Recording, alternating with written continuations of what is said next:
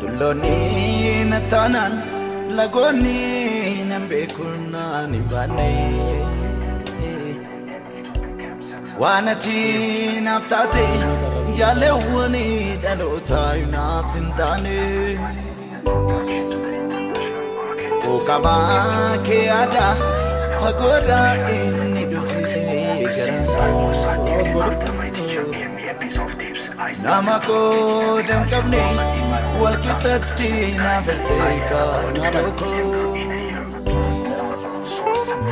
Tulloonni nataanaan lagoonni nan beekunnaan hin baanne waan ati naaf taate jaalewwani dhalootaa naaf hin taane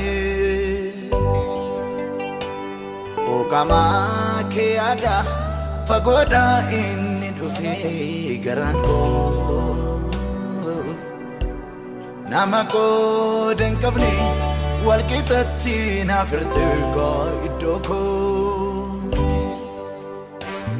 karaa keessa mukkoo nagaadha naaf eeggataatu guddiftee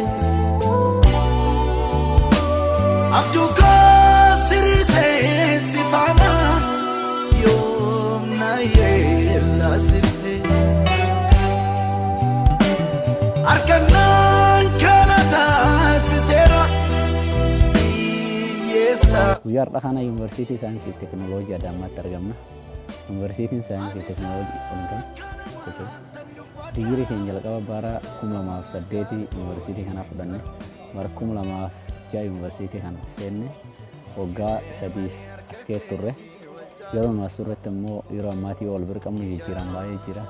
Barattoonni yeroo sun naannoo gara 16,000 qabammoo barattoonni baay'ee muraasa ta'anitti asii barachuu jira. Iskuuliiwwan kolleejiiwwan gargaraa gibbii kan keessa ba'anii jiran garuu gibbiin baay'ee bareeddii baay'ee namatti tolti. Waggaa 9ffaa kennammoo Yuunivarsiitii kana ofishaal tiraanskriptii fudhachuuf digirii 2ffaa asii barachuu waan jirruuf achitti isas waaqayyo nu gargaaree xumuruuf jennaan amma ofishaal tiraanskriptii fudhachuuf guyyaa 24/12 bara 2010 Yuunivarsiitii Saayinsii fi Teekinooloojii Adaamaa kanatti argamnee jirra. Baay'ee na gammachiisee iddoo gargaraa deemee akkuma argaa jirtan kan daawwannee jirra. Naaf hiriyaan kii tokko Saamu'eel Tashoomaa jedhama. Daree tokko waliin barachaa turre. Baay'ee gammachuu guddaan na dhaga'ama guyyaarraa kanaa yaadadha.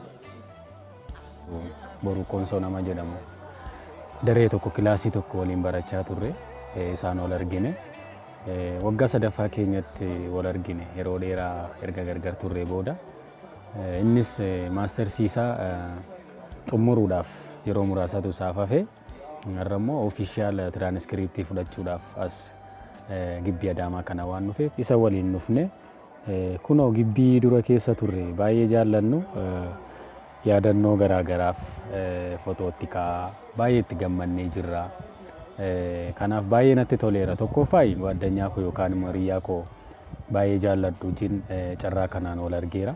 Lammaffaa mooraa kaampaasii Adaamaa seenuudhaan iddoo yaadannoo duraanii iddoo itti barachaa turre deebi'ee seenee argu koo baay'een gammadaa jira waan ta'eef waan baay'eetu jijjiirame iddoon duraan namatti hin tolle bakki tokko tokko baay'ee sirratanii green area ta'anii namatti tolu jechuudha. Kanaaf baay'ee natti tolee jira. Ija koo hin burukneedhat siin jedha kaagatamaan ulfaate gaafanii rakkadhus natti hin gurraachofne kaafulli kee ganamanii ammaadhus wal natti hin caalchifne maati harka kee Jallisin kemise bollatu obdite tu nabate Ejako imbrugnedet sinjada kagatamani ulfate Akasa finjadu dugana Onne kotu okola Katamana mafiran kamnet Argate marra wahila Tabagati dhufteef Yesuus balbala. Miidhamaa kan qabu ani raawwadhe humni koo har'a siif duula.